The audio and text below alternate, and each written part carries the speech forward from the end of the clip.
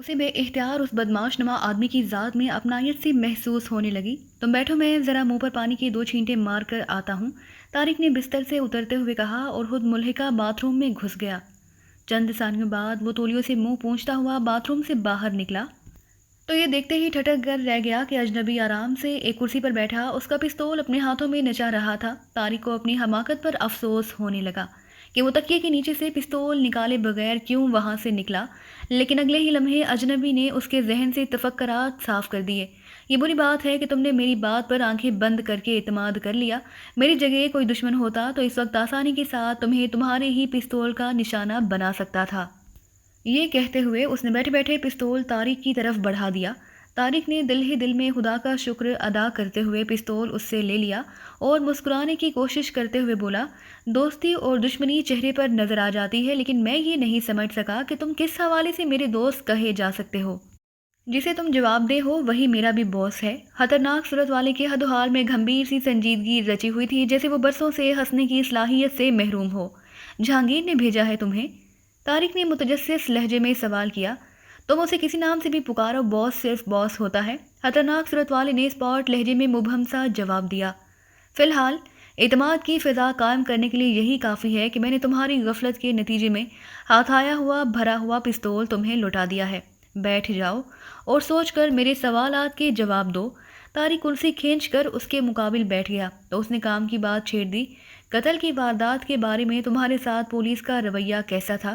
سرسری انداز میں پوچھ گچھ کی گئی تھی، بس ایک سوال ذرا ٹیڑھا تھا کہ قاتل نے مقتول کو مارنے کے لیے اسی جگہ کا انتخاب کیوں کیا؟ لیکن کسی کے پاس بھی اس کا جواب نہیں تھا۔ وہ کہیں بھی مارا جاتا یہ سوال ضرور پیدا ہوتا، اس لیے میں نے اسے کوئی اہمیت نہیں دی۔ لاش تو دیکھی ہوگی تم نے، مرنے والا کون تھا؟ اجنبی کی سرد اور اداس آنکھیں مسلسل طارق کے چہرے پر مرکوز تھیں۔ میرے لیے اجنبی تھا، طارق نے اپنی کرسی میں پہلو بدلتے ہوئے جواب دیا، لیکن تمہاری نگاہوں کی داد نہ دینا زیادتی ہوگی کہ تم نے اس کے اندر داخل ہونے سے پہلے ہی اس کے عزائم بھام کر اس کا پتہ صاف کر دیا۔ اس کے پاس سے بھرا ہوا ریوالور برآمد ہوا تھا۔ اصحان کے آدمی تمہارے پیچھے کیوں لگے؟ وہ کسی سانپ کی طرح پلکیں چپکائے بغیر اسے دیکھے جا رہا تھا۔ شاید غلام قادر پر ہاتھ ڈالنے کے چکر میں میری طرف متوجہ ہوئے ہوں۔ تھوڑی سے تذبذب کے بعد طارق نے جواب دیا، میں بازار سے ملنے والی خبروں پر غور کرنے کے بعد اس نتیجے پر پہنچا ہوں۔ سنا ہے کہ غلام قادر سے اصحان کی کچھ ٹھن گئی ہے۔ غلام قادر سے تمہارا کیا تعلق ہے؟ اجنبی نے سوال کیا۔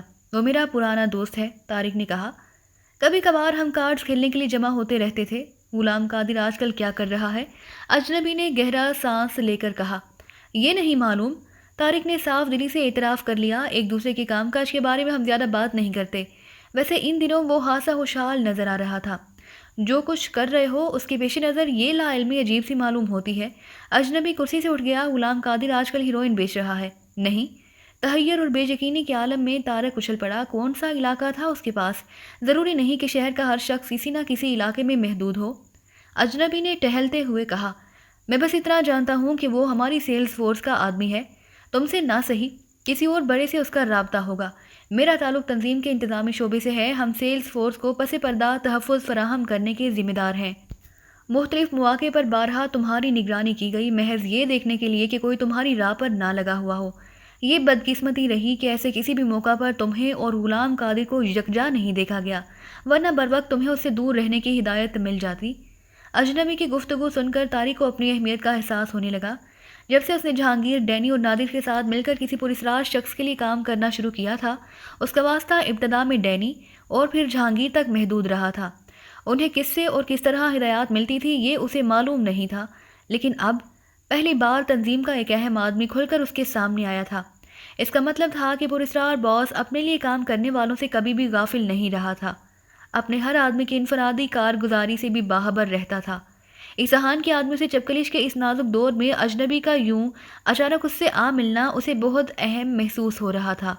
اس کے ذہن میں ایک مہم سا خیال یہ بھی ابھرا کہ اس کی ذمہ داریوں میں کچھ اضافہ کیے جانے والا ہے، ورنہ باتوں سے اسے باخبر کرنا کیا معنی رکھتا تھا۔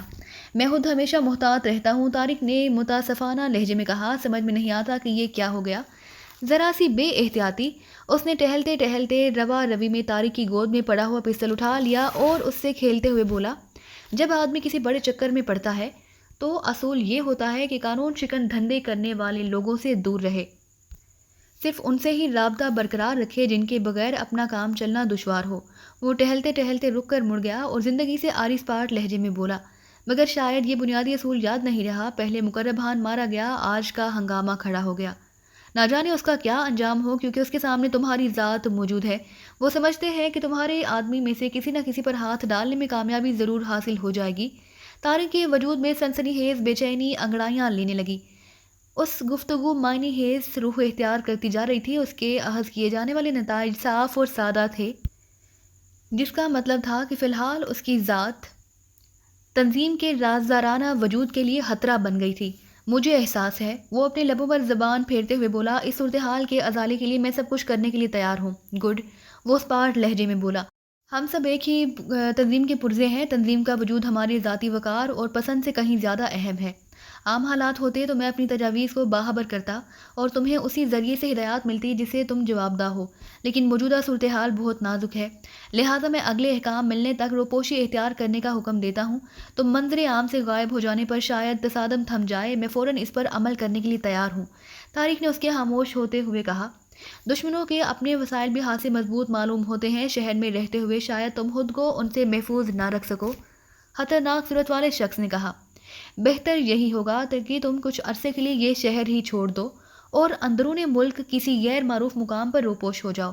یہ طریقہ سب سے بہتر رہے گا۔ اپنے انجام سے غافل طارق نے اس کی رائے سے تائید کرتے ہوئے کہا، لیکن تمہارا مکان ان کی نگاہ میں ہے۔ تمہاری عدم موجودگی سے وہ یہاں کا چپا چپا چھان ماریں گے۔ اس لیے بہتر یہ ہے کہ تمہارا ہر سراغ ضائع کر دوں جو تنظیم کے کسی رکن سے تمہارے تعلقات ذرا بھی روشنی ڈال سکے۔ خطرناک صورت والے نے تجویز پیش کی، تم بے فکر رہو، میں ہر سراغ مٹا دوں گا۔ ابھی فوراً کام شروع کر دو۔ میں چاہتا ہوں کہ رات کے اس حصے سے فائدہ اٹھایا جائے۔ تم جہاں چاہو گے میں تمہیں وہاں پہنچا دوں گا۔ طارق اٹھ گیا۔ خطرناک صورت والا درست ہی کہہ رہا تھا، اپنی گاڑی میں وہ کہیں بھی پہچانا جا سکتا تھا۔ بہتر ہوتا کہ وہ فوری طور پر خطرناک صورت والے کی پیشکش قبول کرتے ہوئے اپنا مکان چھوڑ دیتا۔ طارق کے پاس کوئی بہت زیادہ بکھیڑا نہیں تھا۔ چند روپے، رقم اور مال کے لین دین کا حساب اور ٹیلی فون ڈائری میں لکھے ہوئے اہم نمبروں کے علاوہ وہاں کچھ اور نہ مل سکا۔ طارق نے سارے کاغذات یکجا کر کے نظر آتش کی اور راکھ نالی میں بہا دی۔ اس کام سے نمٹ کر طارق لباس تبدیل کرنے کی نیت سے خوابگاہ میں کپڑوں کی الماری کی طرف بڑھا تو اچانک خطرناک صورت والے نے طارق کے بھرے ہوئے پستول کی نال اس کی داہنی کنپٹی سے لگا دی۔ واپس مسیری پر چلو۔ اس کی آواز سرد اور سپاٹ تھی۔ طارق نے بوکھلائے ہوئے انداز میں اس کی طرف دیکھا اور پھنسی پھنسی آواز میں بولا، مذاق میں وقت ضائع نہ کرو، مجھے تیار ہونے دو۔ لیکن خطرناک صورت والے کی ویران اور بے رحم آنکھوں میں تیرتی ہوئی صفاقی سے ظاہر ہو رہا تھا کہ وہ پوری طرح سنجیدہ تھا۔ جو کہہ رہا ہوں وہ کرو۔ اس نے طارق کی کنپٹی پر پستول کی نال کا دباؤ بڑھاتے ہوئے کہا، تنظیم کافی دن تک تمہارا مذاق برداشت کرتی رہی، لیکن تم نے اپنی مسلسل غیر ذمہ داریوں سے اس کی بقا داؤ پر لگا دی۔ اب حساب کا وقت آ گیا ہے۔ تم کیا چاہ رہے ہو؟ طارق بری طرح بوکھلا گیا۔ اب اسے اپنی حماقتوں پر افسوس ہو رہا تھا۔ خطرناک صورت والا نہایت مکار آدمی تھا اور شروع سے اس نے سوچے سمجھے منصوبے کے تحت ہر قدم اٹھایا تھا۔ پہلے طارق کا بھرا ہوا پستول اسے لوٹا کر اس کا اعتماد حاصل کیا، اور جب صورتحال اس کی مرضی کے مطابق ڈھل گئی تو اس نے سرسری انداز میں ایک بار پھر طارق کو نہتا کر دیا، اور اب ہر سراغ مٹوانے کے بعد وہ طارق کی جان کے در پہ ہو گیا تھا۔ بستر پر چلو، میں بتاتا ہوں، اجنبی نے بھیانک لہجے میں کہا۔ شاید طارق کی مزاحمت اسے بری طرح کھل رہی تھی۔ موت کے چنگل میں آئے ہوئے کسی بے بس انسان کی طرح طارق کا ذہن تیزی سے کام کرنے لگا تھا۔ اجنبی نے اس سے جو کہا وہ درست ہی تھا۔ طارق کے ذریعے تنظیم ایک بڑے خطرے سے دوچار ہو سکتی تھی، جس کا علاج طارق کی روپوشی میں مؤثر تھا، لیکن اجنبی کچے کاموں کا عادی نہیں معلوم ہوتا تھا۔ وہ طارق کو ہمیشہ کے لیے راستے سے ہٹانے پر تلا ہوا تھا۔ اس کے ہاتھ میں طارق کا بھرا ہوا پستول تھا اور طارق اپنی خوابگاہ میں موجود تھا۔ اگر اس اجنبی کی کنپٹی میں گولی مار کر پستول اس کے ہاتھ میں تھما دیتا تو اس کے قتل کو بآسانی خودکشی کا رنگ دیا جا سکتا تھا۔ ہر حلقے میں یہی سمجھا جاتا کہ طارق مجرمانہ سرگرمیوں میں ملوث تھا، اور اپنے پھاٹک پر ایک قتل کے بعد اسے پولیس کے متوجہ ہونے کا خوف لاحق ہوا تو ضمیر کی خلش یا انجام کی دہشت سے بوکھلا کر اس نے خودکشی کر لی۔ پھر اگر مرنا ہی تھا تو وہ کسی خوفزدہ چوہے کی طرح اپنے قاتل کے اشاروں پر کیوں چلے؟ وہ اس سے توانا ضرور تھا، لیکن ستارے یاری کر جاتے تو بازی اس کے حق میں بھی پلٹ سکتی تھی۔ مایوسانہ انداز میں مسیری کی طرف چھوٹے چھوٹے 2 قدم اٹھاتے ہی طارق بجلی کی سی سرعت سے پلٹا اور کسی جوم کی طرح اجنبی سے لپٹ کر اس کے بھیانک چہرے پر وحشیانہ انداز میں ٹکرے مارنے کی کوشش کرنے لگا۔ اجنبی طارق کے مقابلے میں کسی بھینسے کی طرح مضبوط اور طاقتور ضرور تھا، لیکن شدید رد عمل کے لیے تیار نہیں تھا، لہٰذا طارق اپنی پہلی کوشش میں اسے دھکیلتا ہوا دیوار تک لیتا چلا گیا۔ اسی اثناء میں طارق کی کئی ٹکریں اس کے چہرے پر بھی پڑی اور وہ کسی مغلوب الغضب بھیڑیے کی طرح گرا کر رہ گیا۔ اس نے اپنا پستول والا داہنا ہاتھ سر سے اوپر اٹھایا ہوا تھا تاکہ طارق کو پستول پر ہاتھ ڈالنے کا موقع نہ مل سکے۔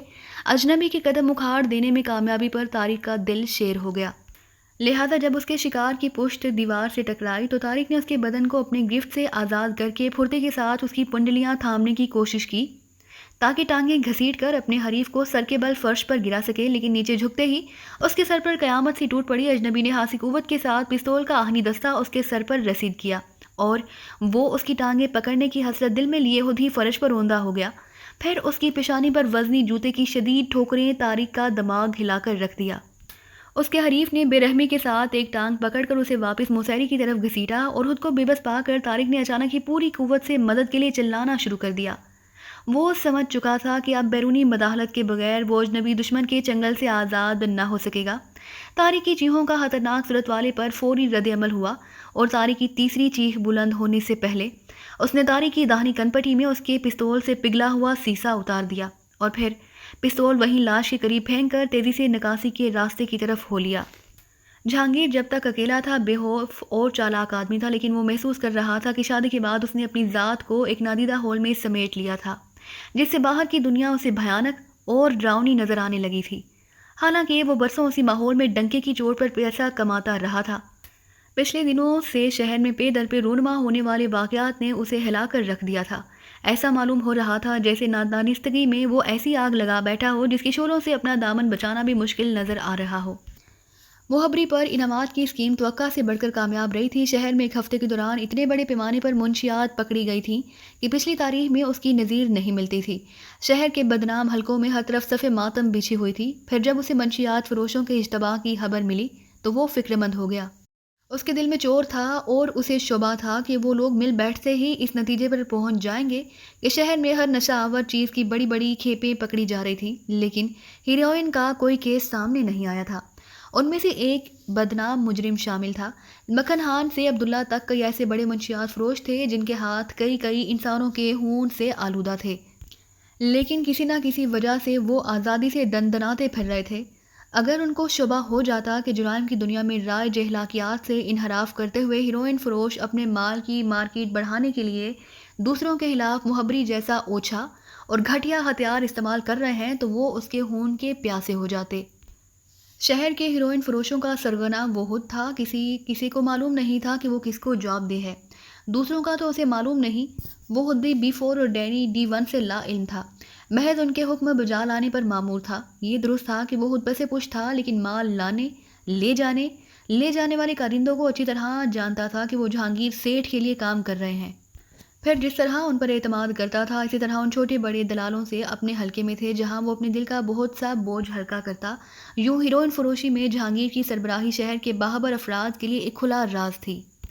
جب تک جہانگیر نے اپنے آدمیوں اور سرکار کی ملی بھگت سے دوسروں کے گریبانوں پر ہاتھ نہیں ڈالا وہ پوری طرح مطمئن تھا کہ شہر میں کوئی اس کے خلاف کام نہیں کرے گا، لیکن B4 کی طرف سے دوسروں کی مہبری کے حکم کے حالات بہت تیزی سے بدلے تھے اور جہانگیر کو دن میں تارے نظر آنے کے امکان نظر آنے لگے کہ چھاپوں کی لہر میں لاکھوں گنوائے جانے والے ہیروئن کے معاملات کی تہہ تک پہنچے بغیر چین سے نہیں بیٹھیں گے اور کوئی دل جلا اچانک ہی اسے آ نہ دبوچے۔ ان وسوسوں کا توڑ کرنے کے لیے پہلے جہانگیر نے 2 مسلح پہرے داروں کا اضافہ کیا جو صرف رات میں اپنا کام دیتے تھے۔ پھر ان کی سہولت کے احاطے کی دیواروں میں کوئی ناکارہ روشنیوں کی بوسیدہ تار بدلوائے گئے اور عمارت چاروں طرف رات بھر روشنیاں جگمگانے لگیں۔ اس پر بھی اس کو بھروسہ نہ ہوا تو اس نے ایک تجربہ کار ٹرینر کی خدمات کے ساتھ نسل کے 2 ہونہار کتے گھر کی رکھوالی کے لیے خرید لیے۔ اس کی بیوی سلمیٰ اپنے شوہر کی ان حرکات پر خاصی شک میں مبتلا ہو گئی۔ اس کی شکایات کے نتیجے میں جہانگیر معاملات میں توازن پیدا ہو گیا۔ وہ باقاعدہ خاصا وقت بیوی کے ساتھ گزارنے لگا۔ وقت نہ وقت آنے والا فون کالز کا سلسلہ بھی یکلخت موقوف ہو گیا، لیکن اس کے بعد ہی جہانگیر اچانک حفاظتی انتظامات میں اضافے کے خوف میں مبتلا ہو گیا۔ جب تک معاملہ مسلح پہرے داروں اور احاطے کی حفاظت تک محدود رہا وہ خاموشی سے اپنے شوہر کی حرکات و سکنات کو دیکھتی رہی، مگر اس نے یہ محسوس کر لیا کہ جہانگیر خاصا فکر مند تھا۔ پھر جب گھر میں خوفناک جرمن شیفرڈ کتے لائے گئے اور سر شام ہی لان پر ان کا راج ہو گیا تو وہ خاموش نہ رہ سکی۔ یہ کیا ہو رہا ہے؟ کس سے خطرہ ہے تمہیں؟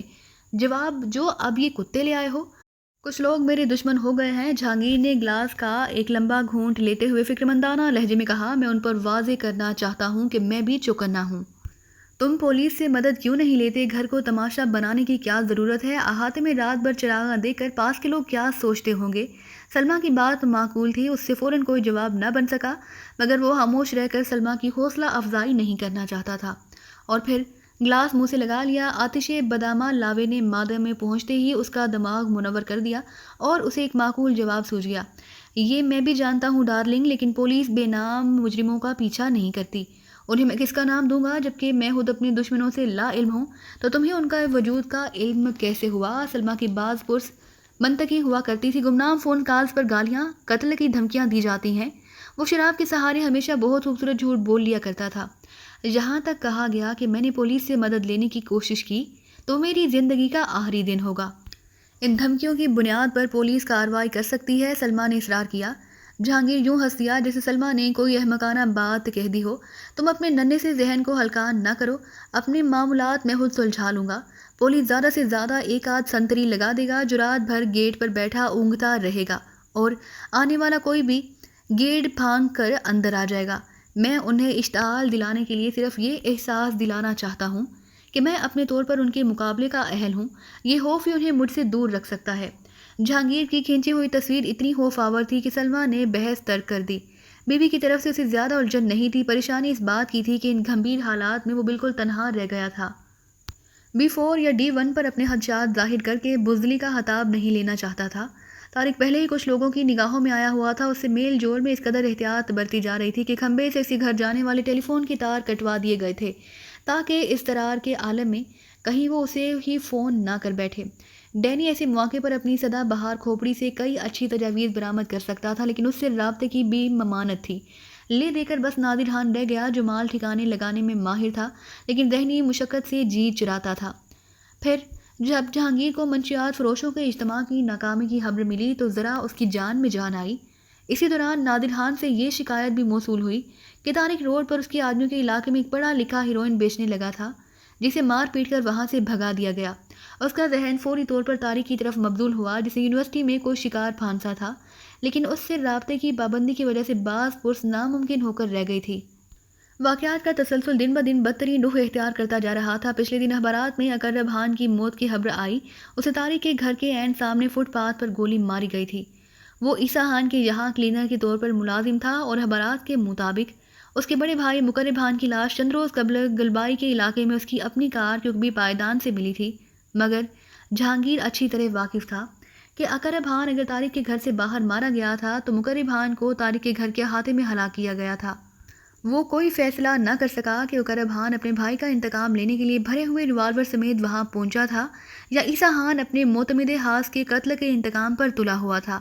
صورتحال جو بھی رہی، اس کے نتیجے میں باس کی ہدایت کا جواز خاصا مضبوط نظر آتا تھا کہ طارق کی ذات ان دنوں مخدوش ہو گئی تھی اور اس سے رابطہ رکھنے کی صورت میں بقیہ لوگوں کی بھی گردن پھنسنے کے خاصی قوی امکانات موجود تھے۔ اخبارات کے آخری صفحے پر 3 کالمی سرخی میں منشیات کی دنیا کے بیتاج بادشاہ مکھن خان کی موت کی سنسنی خیز خبر تھی۔ اس کی موت سر میں پیبس ہونے والی بڑے بور کے پستول کی گولی سے واقع ہوئی تھی، لیکن نامعلوم قاتل یا قاتلوں نے اسی پر اکتفا نہیں کیا بلکہ مکھن خان کی کار پر طاقتور آتش گیر بم مار کر اسے لاش سمیت نظر آتش کر دیا تھا۔ قیاسات میں مکھن خان کے قتل کی واردات کو منشیات کے ناجائز کاروبار میں جنم لینے والی رکاوٹوں کا شاہسانہ قرار دیا گیا۔ ایک رائے یہ بھی تھی کہ منشیات کے خلاف آبکاری اور پولیس کے محکموں کی مہم کے نتیجے میں منشیات فروشوں میں باہمی تصادم کا آغاز ہو گیا تھا۔ منشیات کے خلاف جہانگیر کے آدمیوں کی پے در پہ مخبری نے حکام کو اپنے تازہ چھاپوں کو مہم کا روپ دینے پر مجبور کر دیا۔ ان ذرائع نے مہم کے حوالے سے جرائم پیشہ افراد میں مستقبل میں مزید خون ریزیوں کی بھی نشاندہی کی تھی۔ اس پس منظر میں جب جہانگیر نے تازہ اخبار کے پہلے صفحے پر طارق کے صفاقانہ قتل کی خبر دیکھی تو لرز کر رہ گیا۔ پچھلی رات 3 وارداتوں کی طرح اس بار بھی قاتل لاپتہ تھا۔ رات گئے اس کے علاقے کے بعض رہنے والوں نے کسی کو 2 مرتبہ کربناک آواز میں مدد کے لیے چلاتے سنا تھا، لیکن پھر وہ آوازیں معدوم ہو گئیں۔ چوکیداروں کی مدد سے طارق کے مکان کا تعین کر کے پولیس کو اطلاع دی گئی تو اندر خوابگاہ میں طارق کی خون آلود لاش دریافت ہوئی۔ आला कत्ल लाश के करीब ही पड़ा हुआ पाया गया, जिस पर मकतूल की उंगलियों के निशानात थे। कनपट्टी के जख्म के गिर्द जमे हुए बारूद के ज़र्रात बहुत करीब से फायर की कहानी सुना रहे थे। वो खुदकुशी भी हो सकती थी, लेकिन मदद के लिए रात के सन्नाटे में उभरने वाली दो दिलदोज़ चीखें और कमरे में पाए जाने वाले मुज़ाहमत के आसार वाज़ेह तौर पर कत्ल की निशानदही कर रहे थे। जहांगीर सकते के आलम में कई मिनट तक हाली हाली नज़रों से तारिक की लाश को देखता रहा। फिर आहिस्ता आहिस्ता उसे अपने साथ में ईंधन सी महसूस होने लगी। मक्खन के कत्ल के बारे में वो ज़्यादा पुरयकीन नहीं था, लेकिन ये ज़रूर जानता था कि मुकर्रब खान और अकरब खान के बाद उसका पुराना दोस्त और रफ़ीक़ कार तारिक भी आखिरकार हीरोइन की भेंट चढ़ गया। उसने दिले गिरफ्तार अंदाज में लिबास तब्दील किया और कार में तेज़ रफ्तारी के साथ जीवा हाउस की तरफ रवाना हो गया। इस वक्त उसके जहन में आंधियां सी चल रही थी और वो तारिक के कत्ल के हवाले से नहायत जज्बाती अंदाज में अपने मुस्तकबिल के बारे में सोच रहा था। बोझ से तय हो चुका था कि उसे कोई पैगाम देना होगा तो वो रात के 8 और सवा 8 बजे के दरमियान उससे ट्रांसमीटर पर बात कर सकता है। लेकिन जहांगीर को हस्बे ज़रूरत किसी भी वक्त राब्ता कायम करने की खुली छूट थी और वो फौरी तौर पर बॉस से कुछ बेलाग बातें करना चाहता था। बिफोर ना मिलता तो उसने D1 ही से भर जाने का फैसला कर लिया था। जीवा हाउस के मुस्तकिल मकीनों के लिए जहांगीर की पूरी सुबह आमद ताजुब अंगेज थी, लेकिन उनमें से किसी ने उसका इजहार नहीं किया और वो उन मशीनी इंसानों की रस्मी ताज़ीम काबूल करता हुआ सीधा अंदर चला गया। तीसरी कोशिश में रिसीवर पर वो भारी और ख़ौफनाक आवाज़ सुनाई दी जो दिन रात जहांगीर के असाब पर सवार रहती थी। D1 रिसीविंग, क्या बात है, आज इस वक्त कैसे कॉल कर रहे हो, ओवर। बोस की आवाज़ सुनते ही उसका सारा हौसला जवाब दे गया। सर, आपने अखबार देखा है आज का? और उसने सवाल करते हुए अपनी आवाज़ में हल्की सी लर्जिश महसूस की। क्या है उसमें? वक्त खराब किए बगैर जल्दी बात पूरी करो, ओवर। बोस ने खुश्क लहजे में से डांट दिया और अपनी बेबसी पर दिल महसूस कर रह गया। तारिक रात गए, मार दिया गया, ओवर। लहजे पर काबू पाने के बावजूद जहांगीर की आवाज़ भरा गई। अफसोस के सिवा कुछ नहीं किया जा सकता। B4 का लहजा गैर हमदर्दाना था। अपने मसाइब का वो खुद जिम्मेदार था। हम कोशिश के बावजूद उसे ना बचा सके, ओवर। वो पहले से बाखबर था। तो दोस्तों, ये थी हमारी आज की कहानी। उम्मीद करते हैं कि आपको ये वीडियो पसंद आई होगी, लेकिन जाने से पहले हमारी वीडियो को कीजिए लाइक और शेयर करना मत भूलिए, और इसी के साथ कमेंट करके हमें बताइए कि आपको ये कहानी कैसी लगी। और अगर अभी तक आपने इस चैनल को सब्सक्राइब नहीं किया तो इस चैनल को कीजिए सब्सक्राइब और बेल आइकन दबाकर ऑल नोटिफिकेशन ऑन कर लीजिए।